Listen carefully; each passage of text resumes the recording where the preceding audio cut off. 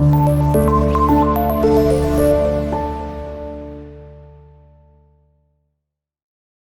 आज का जो हमारा लेक्चर है वो first year chemistry new book chapter number 7 reaction kinetics में है, factor affecting the rate of chemical reaction. ये एक बड़ा ही इंपॉर्टेंट टॉपिक है। इसके अंदर हमने फैक्टर्स को देखना है। सबसे पहले वो ये कहता है कि फैक्टर जो रेट ऑफ रिएक्शन पे, अब रेट ऑफ रिएक्शन हमने प्रीवियस लेक्चर में स्टडी भी किया हुआ कि concentration of reactant and product change divided by time. अब वो कह रहा है कि बेसिकली केमिकल जो रिएक्शन होता है ना, वो इन्वॉल्व होता है डिफरेंट रेट में, ठीक है, अंडर सेम रिएक्टेंट। क्या मतलब कि रिएक्टेंट मिसाल के तौर पे वाटर और कार्बन डाइऑक्साइड है। अब रिएक्टेंट तो सेम है, लेकिन ये दोनों सेम रिएक्टेंट डिफरेंट रेट्स दे सकते हैं। अब उनको कैसे डिफरेंट किया जा सकता है, उसके लिए कुछ पैरामीटर है। कंसंट्रेशन ऑफ रिएक्टेंट, टेम्परेचर से, सरफेस एरिया से और कैटलिस्ट।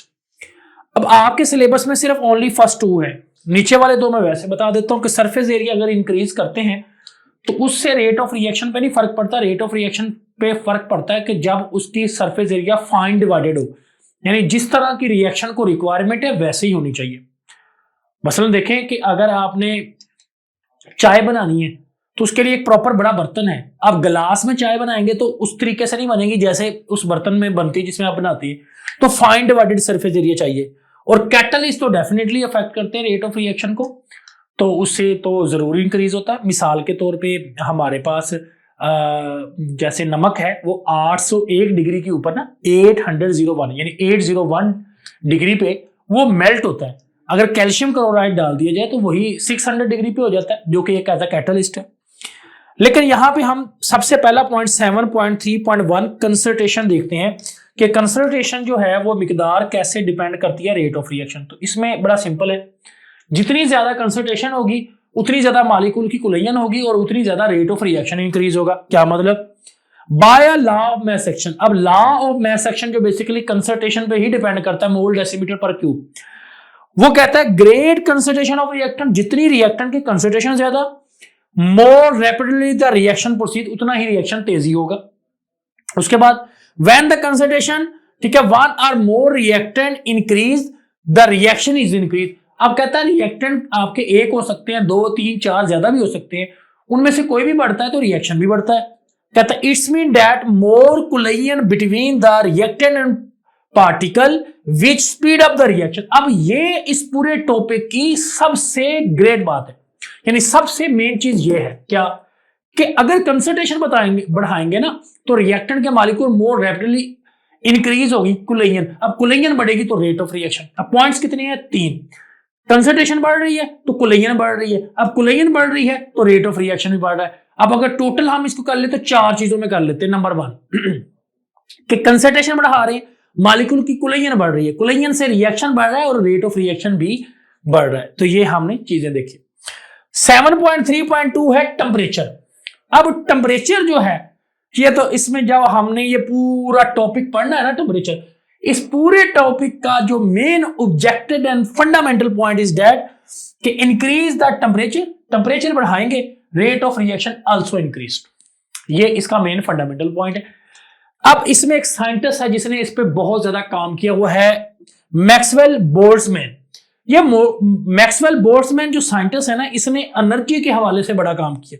इसने एक्चुअल वो चीजें, रीजंस बताए लोगों को कि किस तरीके से मॉलिक्यूल को टेम्परेचर बढ़ाएं तो उनके मॉलिक्यूल की कुलयन और एनर्जी पे फर्क पड़ता है और कैसे रिएक्शन इंक्रीज। मतलब हमने तो ये कह दिया ना कि टेम्परेचर बढ़ाने से रिएक्शन का रेट ऑफ रिएक्शन बढ़ता है। मिसाल के तौर पे 10 डिग्री या 25 या 30 डिग्री पे जो चाय बनती है उसकी बजाय 100 डिग्री पे चाय बनाएंगे तो ज्यादा अच्छी जल्दी बन जाएगी। तो वो तो हमें नजर आ रहा है, लेकिन हकीकत में क्या होता है ये भी तो देखना है ना। तो वो कह रहा है मिसाल देता है, मिसाल के तौर पे वो कहता है देखिए अगर 10 डिग्री आप टेम्परेचर राइज कर रहे हैं ना तो बहुत सारे ऐसे रिएक्शन है जिसमें उसका जो रेट है ना वो डबल से ट्रिपल भी हो जाता है। First point. फिर उसने बड़ा एक एग्जांपल दी, उसने कहा कि देखें अगर आपके पास कोई भी मॉलिक्यूल है ना, उसमें यानी काफी सारे रिएक्टेंट मॉलिक्यूल यहाँ पे मौजूद है, तो जरूरी नहीं है इन सबकी एनर्जी ना सेम हो। कुछ की एनर्जी लो होती है, कुछ की हाई और कुछ की मीडियम। मिसाल के तौर पे एक मॉलिक्यूल है, एक यानी वाटर है, वाटर के अंदर रिएक्टेंट मॉलिक्यूल है। अब 3 टाइप के मॉलिक्यूल है, एक जिनकी एनर्जी हाई है, मिसाल के तौर पे 100 में से 70, एक वो है जिनकी लो है मिसाल के तौर पे 20, एक वो जिनकी इंटरमीडिएट यानी 50। तो वो कहता है molecule at a higher temperature पे have a more thermal energy, उनकी एनर्जी थर्मल यानी उनको अंदर से हीट, टेम्परेचर बढ़ता है ना, थर्मल एनर्जी बढ़ती है। तो दे फ्रीक्वेंटली विद ग्रेट एनर्जी, तो उनके पास एनर्जी बढ़ जाती है। ये मेन ऑब्जेक्टिव है टेम्परेचर का, कि सबसे पहले कि उनकी थर्मल एनर्जी बढ़ती है, थर्मल एनर्जी से उनका क्या होता है, फ्रीक्वेंटली वो ग्रेट एनर्जी हो जाती है। अब बोल्ट्जमैन डिस्ट्रीब्यूशन उसने कर्व बनाई, उसने एक कर्व के जरिए, ये जो बेसिकली कर्व है ना, ये मैं आपको समझाऊंगा कि उसने एनर्जी और कुलियन का क्या रिलेशन बताया। उसने ग्राफ के जरिए ये लोगों को बताया कि देखें कुछ फ्यू पार्टिकल जो होते हैं उनकी एनर्जी लो होती है और कुछ की एनर्जी होती है हाई, और मैनी पार्टिकल इन बिटवीन, कुछ की एनर्जी इन दोनों के दरमियान होती है। ये तो उसने बात कह दी। अब उसने बताया कि इसको चीजों को ग्राफ में कैसे बताया, तो उसने ना एक एक्टिवेशन एनर्जी को डिफाइन किया। उसने कहा हम पढ़ चुके हैं एक्टिवेशन एनर्जी। अब अगर आप लोगों ने नहीं पढ़ा, इसी चैप्टर का सेकंड लेक्चर मैंने अपलोड किया, वो आप जाके जरूर देखें, जिसमें मैंने पूरी डिटेल जाके बताई है एक्टिवेशन एनर्जी की। और एक्टिवेशन एनर्जी का मैं सादा लफ्जों में कहूं कि वो एनर्जी होती है minimum energy to required the effective collision mean product. अगर प्रोडक्ट हमें चाहिए ना, क्योंकि हमारा तो बेसिकली रिएक्शन डिपेंड ही इस बात पे करता है कि भाई रिएक्टेंट ले और प्रोडक्ट बना दे। जितनी जल्दी प्रोडक्ट्स बनेंगी उतनी ज्यादा रिएक्शन हो रहा है, और प्रोडक्ट ही नहीं बन रही जल्दी तो फिर रिएक्शन तो तेज ना हुआ। तो इसका मतलब इस साइंटिस्ट ने पहले एक्टिवेशन एनर्जी का हवाला दिया कि minimum energy required for the collision particle to convert the product, वो एनर्जी जो रिएक्टेंट को प्रोडक्ट में कन्वर्ट करती है। अब सारा मसला इसका है। अब मैं आप लोगों को कुछ ऐसी चीजें बताऊंगा जो आपकी बुक में प्रॉपर मेंशन नहीं, और यहां से आपको कंसेप्चुअल स्टडी मिलेगी। वो क्या? वो कहता है कि बेसिकली ये ग्राफ ये बताता है कि टेम्परेचर अगर हम बढ़ा दें ना तो एवरेज इसकी काइनेटिक एनर्जी मिलती है, और ये आपकी एक्सरसाइज में एमसीक्यूज भी पूछा गया। हकीकत में क्या होता है कि ये जो ग्राफ है इसके अंदर काइनेटिक जो एनर्जी है वो इंक्रीज होती है। अब मालिक्यूल देखे ना, गैस के मालिक्यूल है, लिक्विड मालिक्यूल ने अगर मूव करना है उनमें क्या मौजूद होगी? एनर्जी।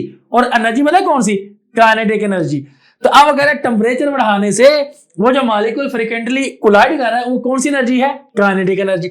अब वो यहां पे कहता है the particle increase more frequently collision, तो मॉलिक्यूल का तेज से कोलिजन होना शुरू हो जाएगी। मिसाल के तौर पे अगर आपने हल्के टेम्परेचर पे चाय बना रहे हो ना, तो चाय के जो मॉलिक्यूल होते हैं ना वो इतना ज्यादा कोलाइड नहीं करते। अगर आप वही चूल्हा तेज कर दें तो कितनी तेजी से वो जो है ना आपस में कोलिजन करते हैं और चाय बॉयल हो जाती है। सेम हेयर इधर भी ऐसे ही है। टेम्परेचर बढ़ाया, काइनेटिक एनर्जी बढ़ी, काइनेटिक एनर्जी बढ़ी तो उसने कहा मॉलिक्यूल ने ज्यादा फ्रीक्वेंटली कोलाइड होना शुरू कर दिया। तो उसने ग्राफ दिया, उसने कहा ये देखो ये ग्राफ है, मॉलिक्यूल कोलाइड कर रहे हैं, लेकिन ये जो शेडेड एरिया ना ये वो है जो कोलिजन इफेक्टिव है, मीन जो प्रोडक्ट्स दे रहे हैं। अब हमारा मॉलिक्यूल से सिर्फ टेम्परेचर बढ़ा के कोलिजन करवाने से लेने नहीं है, हमारा है कि प्रोडक्ट भी दें। यानी मॉलिक्यूल का टेम्परेचर बढ़ाएंगे कोलिजन तो बढ़ेगी, लेकिन मॉलिक्यूल तो बहुत ज्यादा कोलाइड करेंगे, लेकिन हमारा प्रोडक्ट कब बनेगा? प्रोडक्ट उस वक्त बनता है जब अफेक्टिव कोलिजन होती है। तो सारा मसला अफेक्टिव कोलिजन का है। तो अब ये है टेम्परेचर T1 का जो आपने देखा। अब वो बंदा क्या करता है, Boltzmann peak shift to our right, वो पीक बढ़ जाती है जब वो टेम्परेचर को बढ़ाता है। तो वो कहता है shaded under the area double, वो बढ़ गया जब उसने टेम्परेचर बढ़ाया। तो अगर आप इस ग्राफ को गौर से देखें ना तो ये देखें, इस ग्राफ को मैं आपके सामने दोबारा एलेबोरेट करता हूं। ये फर्स्ट ग्राफ है, आप इसका सेकंड ग्राफ देखें जी, ये है जी इसका सेकंड ग्राफ। यहां पे ना सेकंड ग्राफ में बड़ी सीखने की चीज है कि अगर हम इस ग्राफ को इस तरीके से देखते हैं तो ये है जी पहला ग्राफ, फर्स्ट वाला, ये वाला, ये कौन है? T1। शेडेड एरिया कम है लेकिन पीक बहुत ज्यादा है। दूसरा जो है उसमें पीक छोटी है लेकिन शेडेड एरिया क्या है? ज्यादा। ये देखें ये सारा, अब ये सारा एरिया जो है शेडेड, ये एरिया बढ़ गए लेकिन पीक कम हो गई है। यही रिलेशन आप लोगों को समझाना था कि बेसिकली उसके शेडेड एरिया इसलिए बढ़ गया क्योंकि उसकी अफेक्टिव एनर्जी भी बढ़ गई है। तो कोलिजन यानी कोलाइड पार्टिकल की जो अफेक्टिव एनर्जी जब बढ़ेगी तो प्रोडक्ट्स भी ज्यादा बढ़ेंगे, तो रेट ऑफ रिएक्शन भी बढ़ेगा। तो आखिरी लाइन में जो fundamental last line of this paragraph is written that क्या, कि अगर टेम्परेचर बढ़ाएंगे तो रेट ऑफ रिएक्शन भी बढ़ेगा। तो यहां पे हमारा पूरा जो टॉपिक था आज का वो कंप्लीट हुआ। Chapter number 7 first year new chemistry book. तो इसमें हमने चैप्टर 7 का रिएक्शन काइनेटिक्स का आज एक बड़ा इंपॉर्टेंट हिस्सा पढ़ना है, और वो है कैटलिस्ट। कैटलिस्ट क्या है, पहले इस बात के लिए आप समझने के लिए ये देखें कि मिसाल के तौर पे अगर हम एक रिएक्शन करवाते हैं किसका, हाइड्रोजन का उसकी ऑक्सीजन के साथ, ऑक्सीजन मॉलिक्यूल के साथ, तो वो रिएक्शन वेरी स्लो होता है वाटर बनाने के लिए। लेकिन अगर हमारे पास यही हाइड्रोजन को हम ऑक्सीजन के साथ प्लैटिनम मेटल की मौजूदगी में करवाएं तो ये रिएक्शन फास्ट होता है वाटर बनाने में। इसी तरीके के अगर मैं आपको मिसाल दूं कि NaCl जो एक नमक है उसकी डीकम्पोजिशन की जाए, Na को अलग कर दिया जाए, क्लोरीन को अलग, 801 डिग्री टेम्परेचर चाहिए। लेकिन अगर इसी नमक को कैल्शियम क्लोराइड कैटलिस्ट के साथ मिक्स करके अगर हम मेल्ट करें तो यही काम 600 डिग्री पे हो जाता है। आप 801 डिग्री पे यानी 801 डिग्री पे वो मेल्ट हो रहा था नमक विदाउट कैटलिस्ट। कैटलिस्ट की वजह से कितनी पे होगा 600। तो कैटलिस्ट का ये मेजर रोल आप देख रहे हैं कि a substance which alter the rate of chemical reaction, जो उसका रेट ऑफ केमिकल रिएक्शन है वो चेंज कर देता है, but remain chemical unchanged at the end of reaction, लेकिन खुद जो है एंड ऑफ रिएक्शन तक खुद केमिकली अनचेंज रहता है। तो ये हमारे पास डेफिनेशन है कैटलिस्ट की। अब वो प्रोसेस जिसमें कोई रिएक्शन है जो कैटालिस्ट की मौजूदगी में हो रहा है तो हम इसे कहते हैं कैटालाइसिस। तो कैटालाइसिस की डेफिनेशन क्या है? The process in which take place in the presence of catalyst, जो कैटालिस्ट की मौजूदगी में होता है इज कॉल्ड कैटालाइसिस। इसके बाद वो कहता है कि हमें ना it provide a new reaction path which low activation energy barrier. ये एक बड़ा दिलचस्प क्वेश्चन है और इसमें एक्सरसाइज से रिलेटेड भी क्वेश्चन पूछा गया है। हम अगर मिसाल के तौर पे किसी रिएक्शन को स्टडी करते हैं, हम कहते हैं कि यहां से रिएक्टर स्टार्ट हुए हैं, एक रिएक्टर है जो यहां से स्टार्ट हुआ है और वो यहां से होके यहां तक हमारे पास क्या बनाता है? प्रोडक्ट। तो यहां उसने प्रोडक्ट बनाई है ग्राफ के मुताबिक। अब ये क्या है? ये है विदाउट कैटलिस्ट, विदाउट कैटलिस्ट। अब इसको एनर्जी ज्यादा लगी है, यानी देखे ना बैरियर भी कितना लंबा लंबा रास्ता करके वो गुजर के आया है, जबकि हमारे पास यही रिएक्टर अगर यहां से आगे इस तरीके से चला जाता है तो ये क्या है? With catalyst. तो अगर हम इन दोनों में डिफरेंस देखें विदाउट और विद के, इसमें एनर्जी क्या लगती है? एक्टिवेशन कम। तो एक्टिवेशन एनर्जी आप ऑलरेडी डिफाइन कर चुके हैं प्रीवियस लेक्चर्स में कि मिनिमम एनर्जी रिक्वायर्ड होती है to for effective collision to give the product, product के लिए जो एनर्जी चाहिए। तो जिस तरह 801 डिग्री नमक को मेल्ट करने के लिए बहुत ज्यादा हीट लगेगी, जबकि 600 पे वही नमक कैटलिस्ट की मौजूदगी में जल्दी हो जाएगा। तो एक्टिवेशन एनर्जी और कैटलिस्ट का ये रोल हमें पता होना चाहिए। नेक्स्ट हमारे पास टॉपिक है type of catalysis. Type of catalysis की अगर बात करें ना तो हमारे पास यहाँ पे दो टाइप्स आती हैं। नंबर 1 आता है होमोजीनियस कैटालाइसिस, नंबर 2 आता है हेटेरोजीनियस कैटालाइसिस। इसका बड़ा सिंपल सा है, अगर आपका कैटालिस्ट और रिएक्टेंट दोनों सेम फेज में हो, मिसाल के तौर पे ये देखें SO2 है ना, ये भी गैस है, O2 भी गैस है, प्रोडक्ट भी गैस है, और ये जो N और रिएक्टेंट है ये भी क्या है? गैस। मिसाल के तौर पे ये अमोनिया है ना हमारे पास, ये अगर हम एग्जांपल के तौर पे यहाँ पे सॉलिड लेते हैं तो, और यहाँ पे SO2 भी सॉलिड फॉर्म में लेते हैं तो ये भी हमें सॉलिड में लेते हैं और ये भी लिक्विड में लेते हैं। मिसाल के तौर पे अमोनिया हम लेते हैं लिक्विड में और SO2 भी हम लिक्विड में लेते हैं और NO भी हमारी लिक्विड में बनेगी, वाटर भी लिक्विड में, प्लैटिनम भी किसमें बनेगा? लिक्विड।